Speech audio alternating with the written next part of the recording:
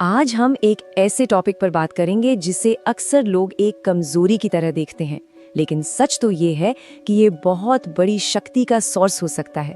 तो चलिए आज समझते हैं अकेलेपन की ताकत को एक बौद्ध नजरिए से। चलिए एक सवाल से शुरू करते हैं।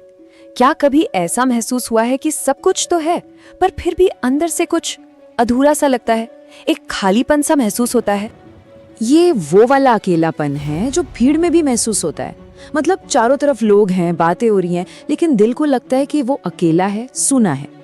अगर इस एहसास को समझ लिया न, तो जिंदगी में एक बहुत बड़ा बदलाव आ सकता है। और गौतम बुद्ध का यही कहना अकेलेपन को देखने का पूरा नजरिया ही बदल देता है। यहाँ अकेलापन कोई सजा नहीं है, बल्कि एक वरदान है, एक बहुत बड़ी शक्ति। तो चलिए समझते हैं कि ये कैसे कमजोरी नहीं बल्कि खुद को बेहतर बनाने की सबसे बड़ी सीढ़ी है। और इसकी शुरुआत हम गौतम बुद्ध की जिंदगी से ही करते हैं। आखिर उन्होंने अकेलेपन को ज्ञान पाने का रास्ता कैसे बनाया? सोच कर देखिए, दो दुनियाएं थीं। एक तरफ राजमहल, हर तरह की सुख सुविधा, लोग, चहल पहल, सब कुछ था। और दूसरी तरफ था जंगल, जहाँ थी शांति, था एकांत और था मौका खुद से सवाल पूछने का। और बुद्ध ने क्या किया? उन्होंने जानबूझकर राजमहल को छोड़कर जंगल को चुना। पर क्यों? क्योंकि वो ये समझ गए थे कि जिंदगी के जो सबसे गहरे सवाल है ना, उनके जवाब शोर में नहीं मिल सकते, वो तो शांति में ही छिपे होते हैं। इसीलिए वो जंगलों में अकेले रहे, ध्यान लगाया और खुद के अंदर झांका। और ये लाइन बहुत गहरी है। सोचिए, अगर उन्होंने वो अकेलापन नहीं चुना होता तो शायद उन्हें वो ज्ञान कभी मिलता ही नहीं जिसके लिए आज पूरी दुनिया उन्हें जानती है। उनका वो अकेलापन ही उनके बुद्ध बनने का रास्ता बना। तो सवाल ये है कि आखिर इस अकेलेपन में ऐसी कौन सी शक्ति छिपी है? ये हमें सिखाता क्या है? चलिए अब इसे समझते हैं।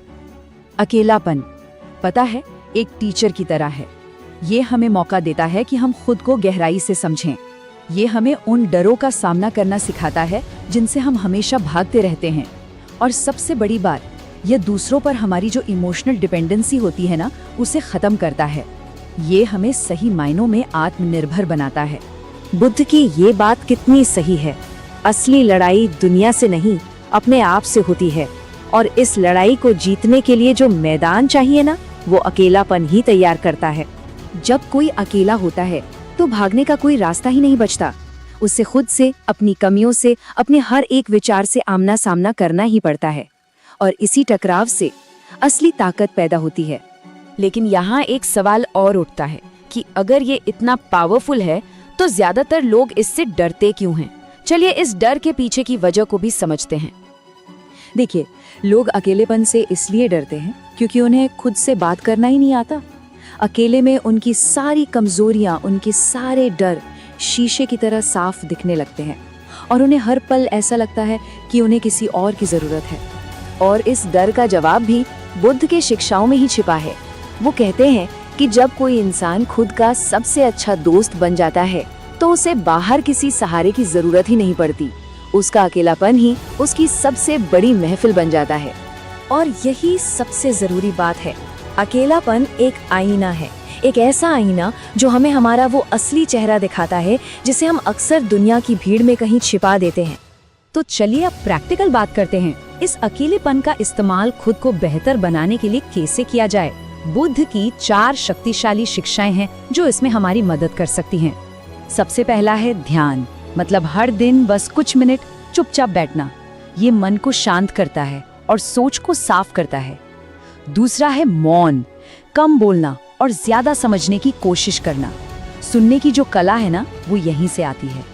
तीसरा आत्मनिरीक्षण, यानी खुद से ये सवाल पूछना कि मैं असल में बनना क्या चाहता हूँ।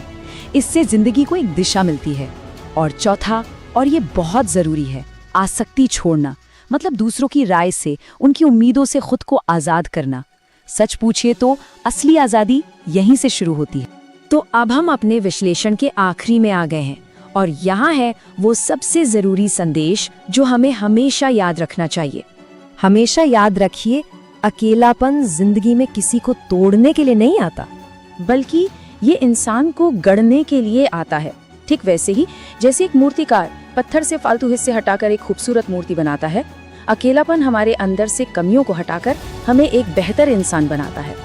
और जैसा कि बुद्ध ने कहा था, हजारों युद्ध जीतने से कहीं ज्यादा बड़ी जीत खुद को जीत लेना है, और ये जीत एकांत में ही मुमकिन है। तो आखिर में बस यही कहना है, अगर आज कोई अकेला है तो इसे एक कमजोरी की तरह ना देखा जाए, बल्कि ये समझना चाहिए कि वो इंसान शक्तिशाली बनने की प्रोसेस में है। ये एक बहुत ही ट्रांसफॉर्मेटिव जर्नी है।